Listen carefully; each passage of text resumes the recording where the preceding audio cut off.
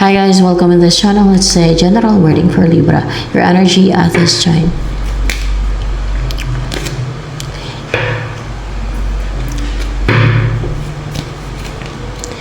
In your head, zombie, zombie, zombie. Hala, nag-overthink ka. Parang na-experience anxiety, basta nag-overthink ka. Meron kang pinag-iisipan na may pinaplano kapag gagantay. Meron kang plans na bumuo ng pamilya. Yun ang focus ng isipan mo at pinag-iisipan mo na maigi na nag-overthink ka about it.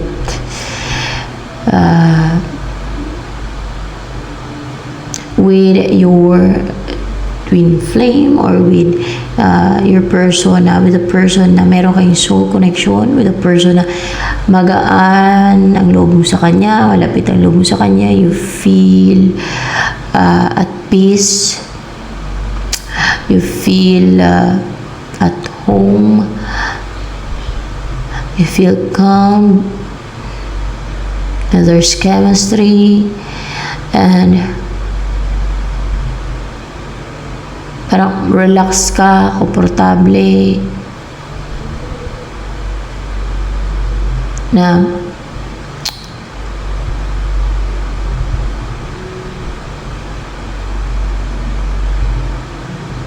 you feel at ease.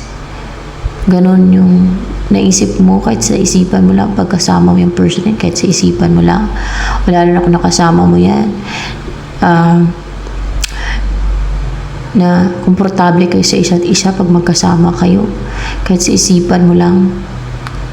Gusto mong bumuo kayo ng pamilya, yan ang iniisip mo, to build a complete family, a prosperous life together with this person, with your person.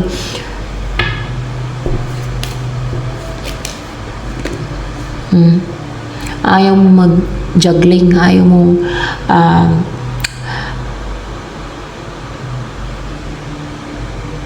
matingga, kaka-decide, kaka-overthink. Kasi pag nag-juggling ka, para mag-overthink ka din eh.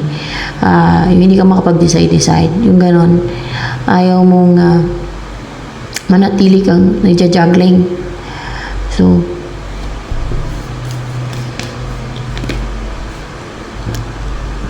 but, parang hopeless ka, parang hindi ka ganon ka-positive. Hindi ka ganun ka-inspired, hindi ka ganun ka parang tingin mo walang pag-asa. Parang walang pag-asa, parang negative ka mag-isip ba. Ganun. Na na-lose mo na yan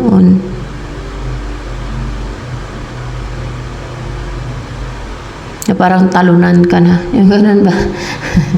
So, ano pa? Na na-lose mo na. Parang wala nang chance na. Kasi you're negative, mag-isip. Paano malaman kung hindi mo subukan?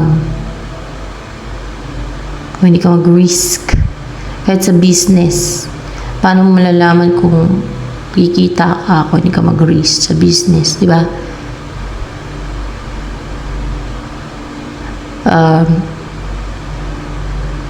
Like sa negosyo o investment.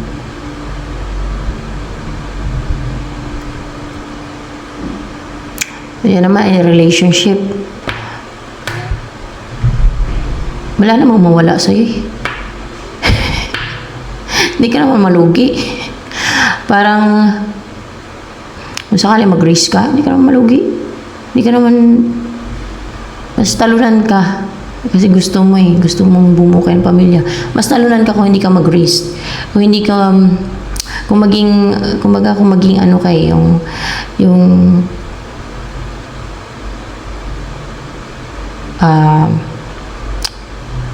matakutin na mag-risk sa person na yan na gusto mong bumuo kayo ng pamilya. Mas lalong talunan ka kasi hindi nangyari yung gusto mo. hindi mo Kasi sinusubukan. No?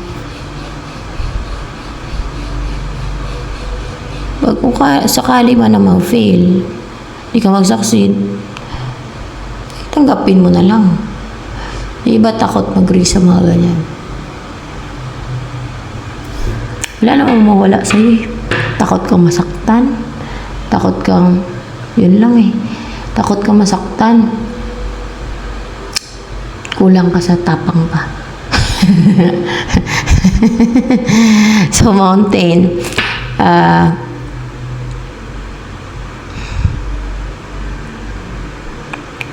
This is your energy. Maaaring nasa mountain ka or bandang bundok nakatira or sa baba ng bundok nakatira or namamasyal ka or gusto mo masyal, gusto mo tumira kay banda sa bundok, sa baba ng bundok, gusto mo palagi kayo mamasyal sa bundok o doon kayo titira sa lugar na may bundok o mabundok o sa bundok mismo na may mga mais doon, mamuhay ng simpleng buhay, peaceful.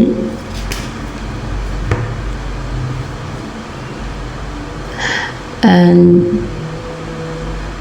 yung masaya kayo magkasama na mamasyal sa mapuno na lugar, sa bundok. May mapuno sa bundok, diba?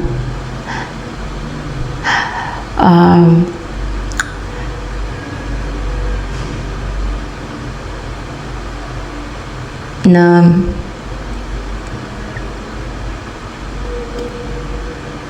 you will spend time together, na masaya kayo, ma-enjoy niyo yung company ng isa't isa, yung kasama niyo ba yung isa't isa, na very positive and passionate and parang fulfilled kayo na magkasama, yung ganyan. And whip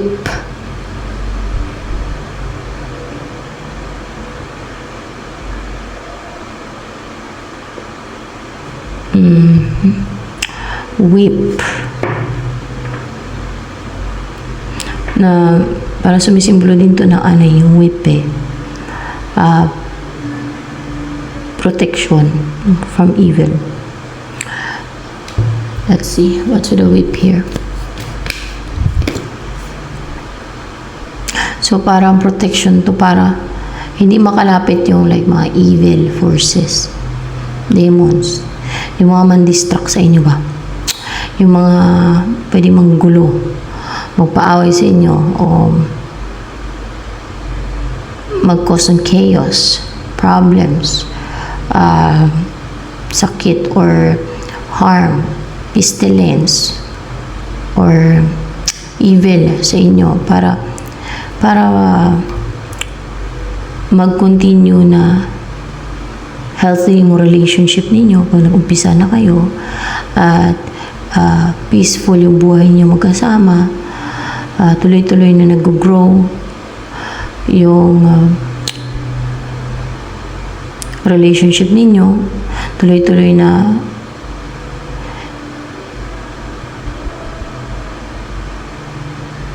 pwede din makapag-reach out ka na o si person mo sa'yo, magkaroon ng communication sa inyo na maging consistent, no? Tuloy-tuloy yung inyong communication, tuloy-tuloy hanggang sa magsama kayo, yung mga ganun ba?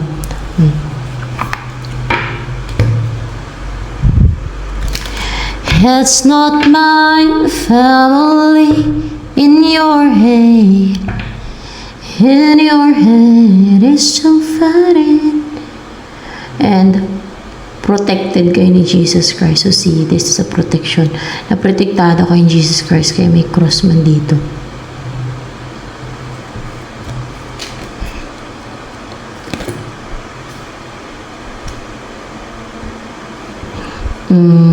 Birds. And doon kayo magstay, manirahan sa lugar o mamasyal sa lugar na may mga ibon, mapuno. Sa bandang bundok, paanan ng bundok, baba ng bundok, o mismo sa taas ng bundok kayo titirain ang gusto mo. Pinag-isipan mo, parang pinapaplanuhan mo. Well, so, ano pa?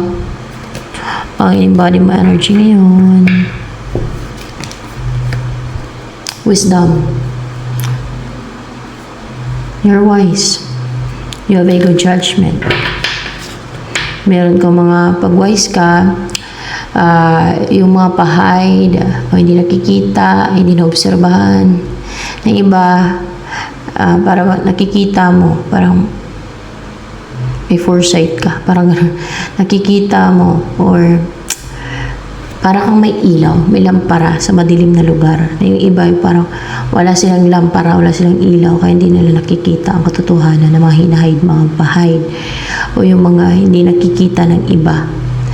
Like yung mga deceit, scheme, manipulation, lies. Mga ganun, example ng ganun. Mga pa-hide na ginagawa ng iba.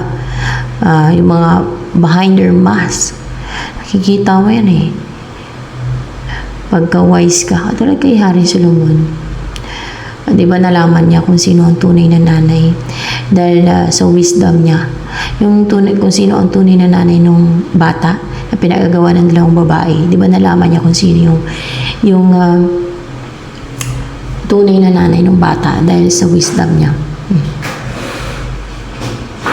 Kasi nung unang panahon, wala namang DNA test eh.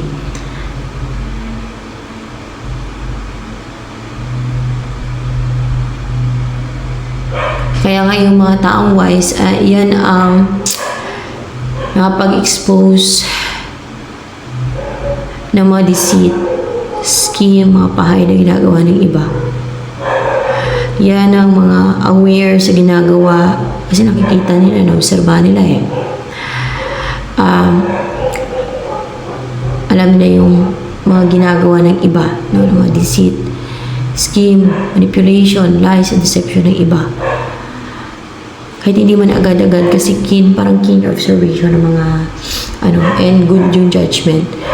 Good yung judgment ng mga taong wise. Kahit nalalaman nila, no? Yung mga hindi alam, hindi nakikita ng iba, hindi na-obserba ng iba. Yan.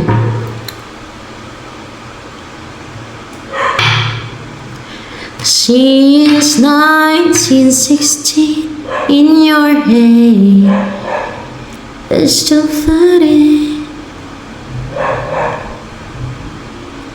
You know what? Merong kasabihan na pag wise ka daw, tahimik ka. Well, actually, mababaw lang yun. No? Mababaw na definition o pag-intindi nila ng wisdom o yung tao may wisdom o wise. Kasi, mahilig kasi mag-obserba kasi sa magdaldal o makipagkwentuhan o kaya makipag-gossip. Mas piniprefer kasi ng taong wise ang mag-obserba, manahimik kaysa sa yung makipagkwentuhan o makipag-gossip. Basta ganun.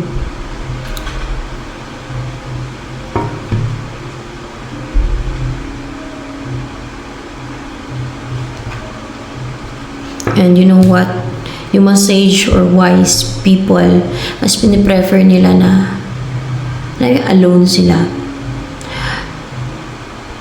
May space na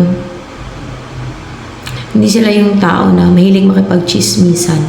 Kasi they're wise. Hindi sila mahilig makipag-chismisan yung pagkwentuhan.